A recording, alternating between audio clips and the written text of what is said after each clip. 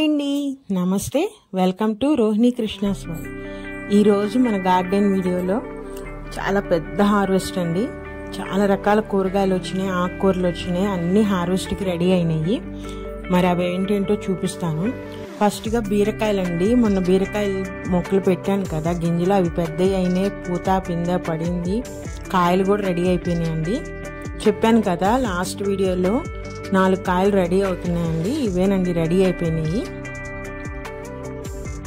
చూసారా, కొన్ని వెరైటీలు ఏమో పొడుగ్గా వచ్చినాయి, కొన్ని చిన్నగా ఉండగానే ఈ కాయ వెరైటీ అది ఇంకా అంత సైజు కంటే పెరగదండి. అది ఇంకా ఉంచామంటే ముదురైపోతాయి కాయలు.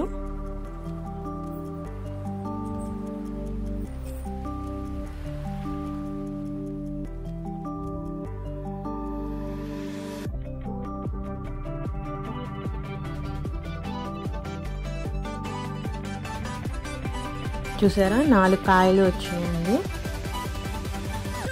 ఇంకా చాలా పిందెలు ఉన్నాయి. ఈ కాయలు మనం కోసేస్తే మళ్ళీ అవి రెడీ అవుతాయి. అలానే కొత్తిమీర అండి, ఇది కొత్తిమీర కూడా తీసేస్తున్నాను. వర్షానికి ఆకు బాగా పండు బారిపోతుందండి, అందుకని నేను తీసేస్తున్నాను. నేను ఇవాళ కూరగాయలు కూడా హార్వెస్ట్ కూడా నాకు అవసరమైన వరకే తీసుకుంటున్నానండి. ఈరోజు నేను బీరకాయ కొత్తిమీర తీసేసుకుంటున్నాను. వేర్లు రాకుండా కట్ చేసి దాంట్లోనే వేసేస్తున్నానండి. అది మళ్ళీ ఎరువుగా అయిపోతుంది. నాకు పక్క కుండీలో కూడా కొత్తిమీర రెడీ అయిపోయింది. మళ్ళీ అది అవసరమైనప్పుడు అది తీసుకుంటాను.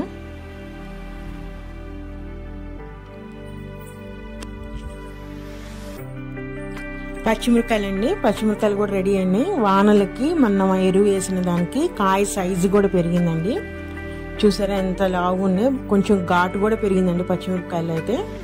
ఈ పచ్చిమిరపకాయలన్నీ కోసేసుకున్నాం.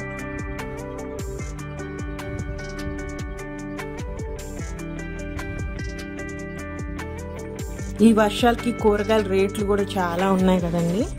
నాకైతే ఇప్పుడు కోసుకున్న కూరగాయలు నాకు వారం 10 రోజుల పైన వచ్చేస్తాయండి.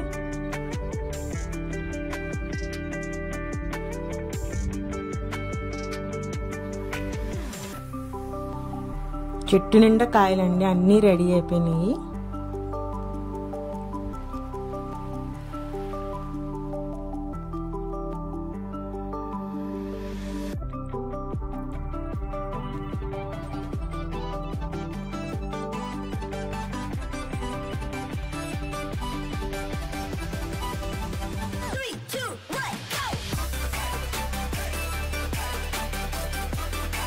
ఇవే కాక ఇంకా చాలా పిందెలు ఉన్నాయండి.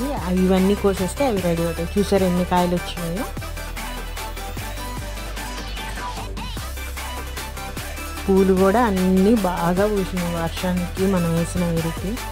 ఇది గన్నేరు మొక్క అండి. ఈ గన్నేరు మొక్క చూసినారా, కాయలు అంటే విత్తనాలు రెడీ అవుతానికి కాయలు పడ్డాయి. అవి నాకు గన్నేరు మొక్క కింద కూడా ఉందండి పెద్దది, దానికి కూడా అట్లానే గింజలు రెడీ అయినప్పుడు అది తీసుకొచ్చి నేను ఇక్కడ వేశాను.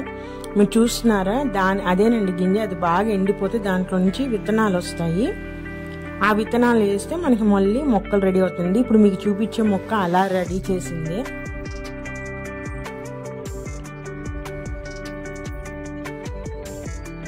కొమ్మలతోనే ప్రాపగేట్ చేస్తారు కదా, లేదు వీటికి కూడా విత్తనాలు వస్తాయండి. అవి వేసి కూడా మనము మొక్కలు రెడీ చేసుకోవచ్చు.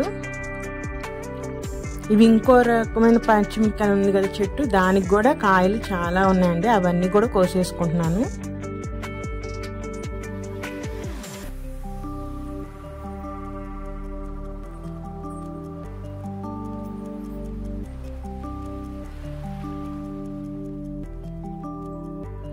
నేను పచ్చిమిరపకాయలు ఎప్పుడు రెడీ అయినా అప్పుడు కోసుకొచ్చేసి ఫ్రిడ్జ్లో పెట్టేసుకుంటానండి. ఎందుకంటే డైలీ నాకు ఎక్కువ వాడకం ఉంది కాబట్టి పద్దాకు వెళ్ళి కోసుకురాకుండా నాకు ఎప్పుడు రెడీ అయినప్పుడు పైకి వెళ్ళినప్పుడు చూసినప్పుడల్లా కోసుకొచ్చేసి ఫ్రిడ్జ్లో పెట్టేస్తాను. మిగతా కూరగాయలు అవన్నీ మట్టికి అప్పుడు అవసరమైనప్పుడు కోసాను. చూసారు ఎన్ని పచ్చిమిరపకాయలు వచ్చినాయో ఈ చెట్టుకు కూడా. నేను ఆ రోజుకి కోసిన కూరగాయలు అండి ఇవి. కొత్తిమీర, పచ్చిమిరపకాయలు, బీరకాయ కోసుకొచ్చుకున్నాను.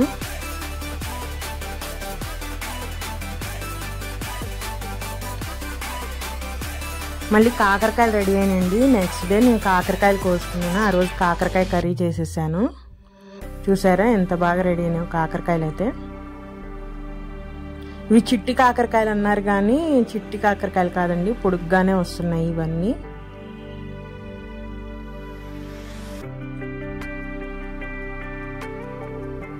చూసారా కాయ పండిపోయింది, అయినా పర్వాలేదండి, పులుసులోకైనా వేసేసుకోవచ్చు మనం.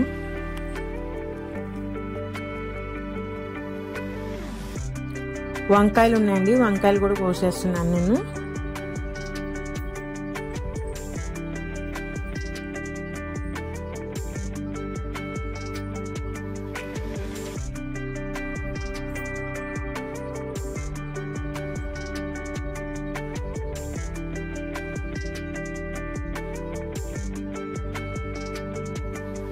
ఇది నల్ల వంకాయలు, గుత్తి వంకాయలు ఉంటాయి కదా, ఆ మొక్కలండి ఇవి. మొక్క చూడండి ఎంత పెరిగిందో అసలు. మొక్క పెరిగితేనే ఎక్కువ పూత వస్తుంది, పూత వస్తేనే ఎక్కువ కాయలు వస్తాయి. చూసారా నల్ల వంకాయలు రెడీ అవుతున్నాయి. ఇవి ఇంకా పెరగాలండి, అందుకని నేనేం కట్ చేయట్లేదు. దోసకాయ రెడీ అయిపోయింది, ఇంకా దోసకాయ కూడా కట్ చేసేస్తున్నాను. దోసకాయ కూడా పర్ఫెక్ట్ కలర్, చాలా బాగుందండి. దోసకాయ మొక్కకు కూడా నీళ్లు సరిగ్గా సరిపోకపోయినా కాయ అనేది చేదు వచ్చేస్తుంది.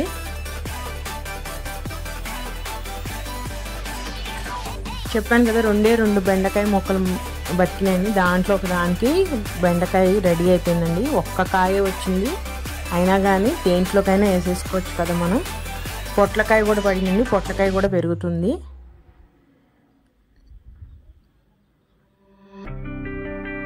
ఇది ఇంకో టబ్బులో ఉన్న నల్ల వంకాయలండి.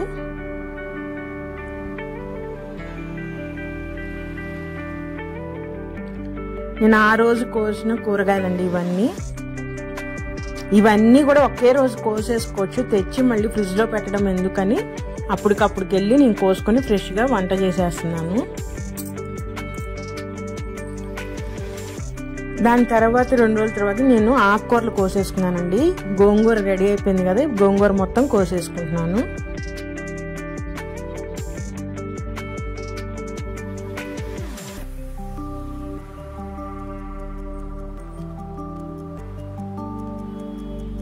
ఇది పుల్ల గోంగూర అండి. గోంగూరలో చాలా రకాలు ఉంటాయి కదా, నా దగ్గర అయితే నాకైతే పుల్ల గోంగూర ఇష్టం మా ఇంట్లో కూడా, అందుకని నేను ఆ గింజలే వేసాను.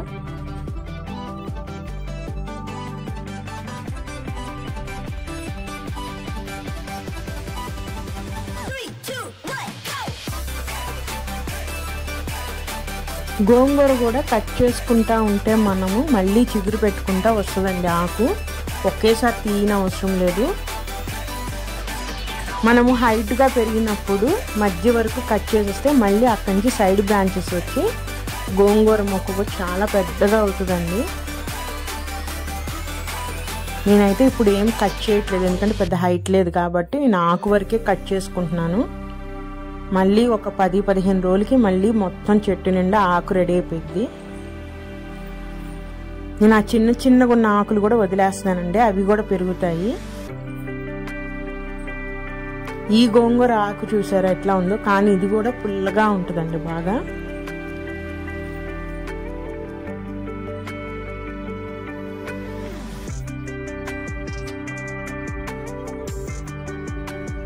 నేను ఈ గోంగూరనండి, మొన్న గోంగూర పచ్చడి వీడియో పెట్టాను కదా, ఈ గోంగూరనండి మొత్తము.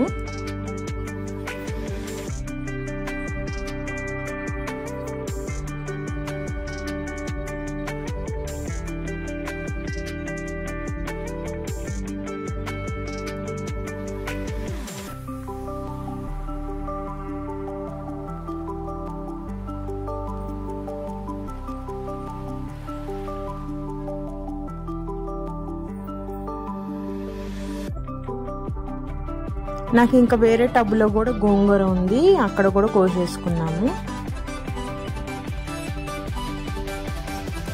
అప్పుడప్పుడు కలుపు కూడా వస్తుంది కదా, ఆ కలుపు కూడా ఉన్నా అప్పుడే తీసేస్తే అయిపోతుంది. మళ్ళీ సపరేట్గా అవి తీయటం కాకుండా మనం కట్ చేసుకునేటప్పుడే కలుపు ఏమైనా కనిపించినా అవి లాగేస్తూ ఉంటే మన మొక్కలకి బలం అనేది తగ్గకుండా ఉంటుంది.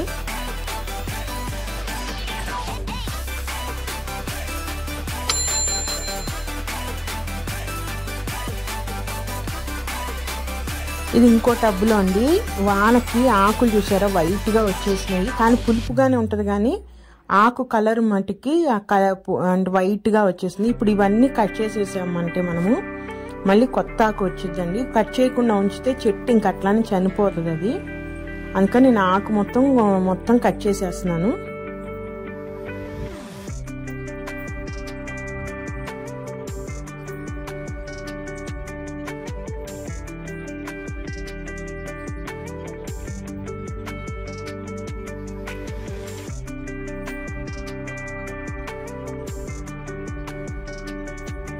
ఈ వర్షాలకి ఏం ఎరువులు ఇచ్చినా వాటర్తో మొత్తం పోతుందండి ఎరువు అనేది. అందుకని నేను మళ్ళీ ఏమి ఇవ్వట్లేదు ఇప్పుడు. లేదంటే ఇట్లా హార్వెస్ట్ అయిపోగానే మనం గనక మళ్ళీ వర్మీ కంపోస్ట్ కానీ ఏదన్నా ఎరువు ఇస్తే మళ్ళీ మొక్కలన్నీ బాగా పెరుగుతాయి. ఇప్పుడు ఎంత ఎరువు ఇచ్చినా కానీ వానకి అంతా కొట్టుకుపోతుంది. అందుకని నేను ఎటువంటి ఎరువులు ఇవ్వట్లేదు ఇప్పుడు. వాన నీరే వాటికి ఫర్టిలైజర్గా యూజ్ అవుతుందండి. చూసారా, మిగతా ఉన్న గోంగూర కూడా మొత్తం కట్ చేసేసుకుంటున్నాను నేను.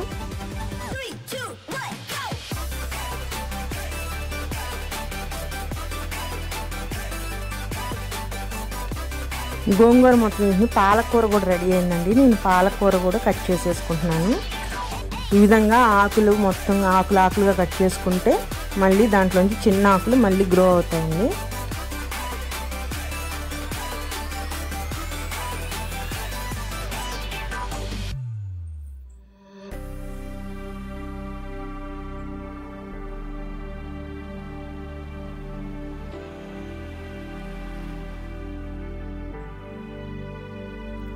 మనం పాలకూరకి ప్రత్యేకంగా ఒకవేళ ప్లేస్ లేదు పెట్టుకోవడానికి అన్నప్పుడు ఉన్న టబ్బుల్లోనే ఒక్కొక్క దాంట్లో 2 గింజలు వేసుకుంటూ వెళ్ళిపోయిన కుండీల్లో చాలండి. అన్ని కుండీల్లో ఆకులు కోసుకుని మనకు సరిపోని వచ్చేస్తుంది.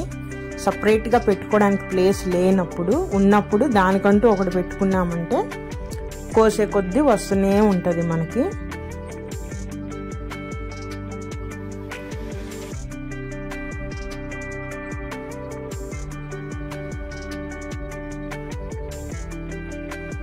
ఈ టబ్లో గోంగూర ఉంది, పాలకూర ఉంది, బచ్చల కూర ఉంది, ఒక కాకరకాయ ముక్క కూడా ఉందండి ఈ టబ్లో అయితే.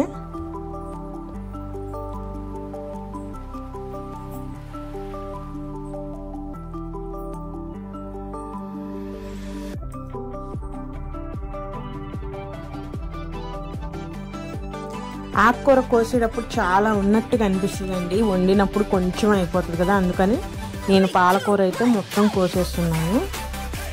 ఇంకా చాలా టబ్బుల్లో ఉంది పాలకూర అయితే.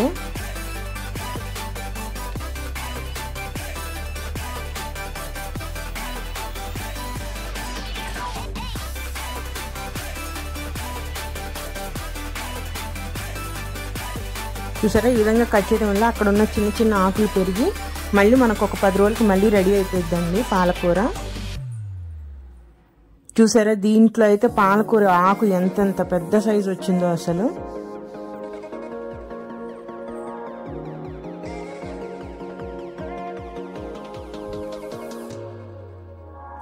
ఈ వర్షాలకి ఆకు తినే పురుగు ఉంటుంది కదండి, అది వస్తూ ఉంటుంది. అందుకే ఆ ఆకుల మీద హోల్స్ పడ్డాయి. ఇవన్నీ శుభ్రంగా కడిగేసాను నేను, ముందే కట్ చేయక ముందే కడిగేసానండి.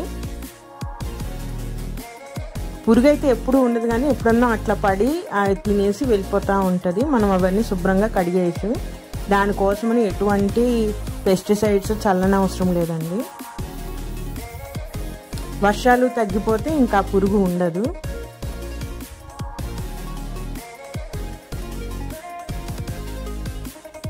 చూసారా ఎంత ఫ్రెష్గా ఉందో అసలు పాలకూర అయితే.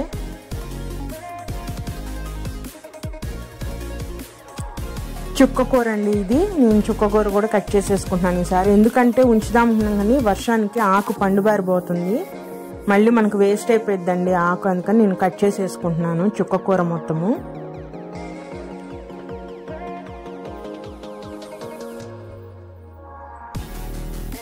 కలుపు చూసారా ఎంత ఉంది, ఎంత తీసేసినా వస్తూనే ఉంటుందండి కలుపు అయితే. ఇంకేం చేస్తాం, మనకు కావాల్సినంత మటుకు కట్ చేసుకొని అవి తీసేస్తూనే ఉంటాను కానీ మళ్ళీ సైడ్న వస్తూనే ఉంటాయి. ఈ విధంగా చుక్కకూర కూడా ఆకులుగా కట్ చేసేసుకోవచ్చండి మనము. మళ్ళీ ఆ చిన్న చిన్న ఆకులను వదిలేస్తే మళ్ళీ గ్రో అవుతుంది మొత్తం మొక్క.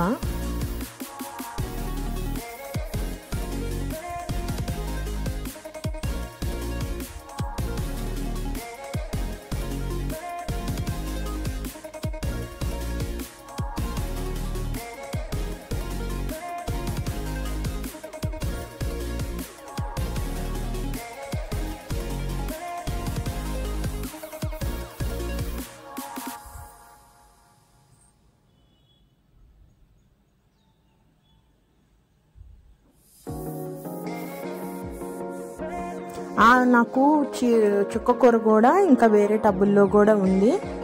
అయితే నేను ఇది కరివేపాకు టబ్బులో ఉన్న చుక్కకూర మొక్క అండి. ఇది కూడా చాలా పెరిగింది. ఇది కూడా కట్ చేసేస్తున్నాను నేను. ఇంకా వేరే వాటిల్లో కూడా ఉంది. ఆకైతే బాగానే ఉంది కాబట్టి అది అట్లానే ఉంచాను, నెక్స్ట్ వీక్ కట్ చేద్దామని.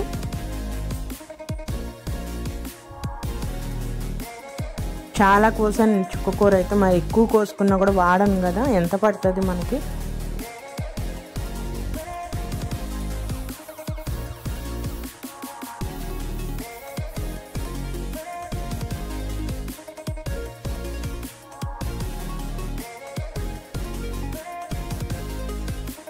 నిన్న ఫస్ట్ కోసిన కొత్తిమీర అయిపోయిందండి, అందుకని ఇంకొక టబ్లో ఉన్న కొత్తిమీర కూడా మొత్తం తీసేసుకుంటున్నాను. నేను ఇవన్నీ తీసేసి మట్టినంతని 2 రోజులు ఆరనిచ్చేసిన తర్వాత మళ్ళీ మట్టి మొత్తం ఒకసారి మొత్తం బాగా కలిపి మళ్ళీ వేసేస్తానండి. ఈసారి దీంట్లో ధనియాలు వేయను, మెంతులు వేస్తాను. ఒకసారి ఒకటి పండించిన తర్వాత సేమ్ అదే కుండీలో సేమ్ మళ్ళీ అదే వేయకూడదండి, మొక్కలు పెరగవు, మనం మారుస్తూ ఉండాలి. ఈసారి దీంట్లో నేను మెంతులు వేస్తాను. కొత్తిమీర కూడా రెడీ అయిపోయిందండి. ఇంకా లాస్ట్గా నేను పుదీనా కట్ చేసేసుకుంటున్నాను. పుదీనా చూసారా, ఈ కుండీలో కొయ్యక అప్పుడే గింజకు కూడా రెడీ అయిపోయింది.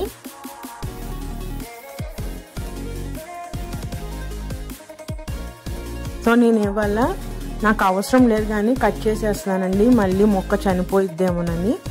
మొత్తం ఎంతవరకు మొత్తం ట్రిమ్ చేసేస్తున్నాను పుదీనా మొత్తము.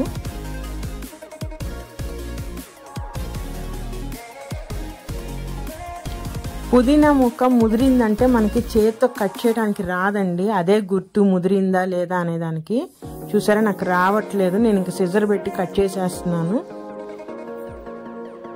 చాలా వరకు గట్టిగా ఉందండి, మళ్ళీ వేర్లన్నీ కదిలిపోతాయి కాబట్టి సిజర్తో కట్ చేసేస్తే మనకి మొక్క ఇదవకుండా ఉంటుంది. దీని మటుకి నేను కొంచెం వర్మీ కంపోస్ట్ వేస్తానండి.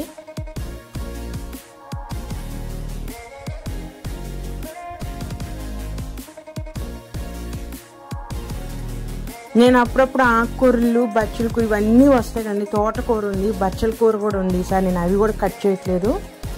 నాకు ఏ ఆకుకూర నాకు అవసరానికి మించి ఉన్నప్పుడు నేను అవన్నీ కట్ చేసేసి మా నైబర్స్ ఉంటారు కదండి, వాళ్ళందరికి కూడా ఇచ్చేస్తూ ఉంటాను.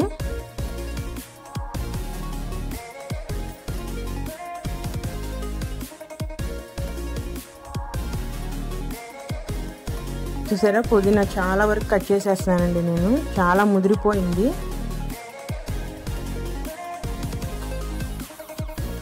చూసారా కట్ అవట్లేదు కదా అస్సలు, సిజర్తో కట్ చేయాల్సి వస్తుంది పుదీనా కూడా, అంటే అంత ముదిరిపోయినట్టు. ఇంకా మనం ఇంకొక 10 రోజులు ఆగామంటే ఇంక మొక్క ఎండిపోవటం స్టార్ట్ అయిపోయింది.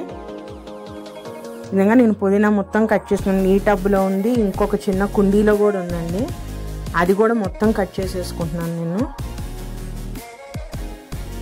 చూసారా ఎంత పుదీనా వచ్చిందో. పాలకూర, చుక్కకూర, కొత్తిమీర ఇవన్నీ కూడా రెడీ అయిపోయినండి. ఇంకా బచ్చల కూర, తోటకూర కూడా ఉంది, నేను ఇంకా అవి కట్ చేయలేదు, నెక్స్ట్ వీక్ కట్ చేసేసుకుంటాను. మరి ఇదేనండి ఈరోజు వీడియో. మీరు అందరికీ హార్వెస్ట్ వీడియో నచ్చిందని అనుకుంటున్నాను. మరొక మంచి గార్డెన్ వీడియోతో మళ్ళీ కలుస్తాను. ఉంటానండి, బాయ్.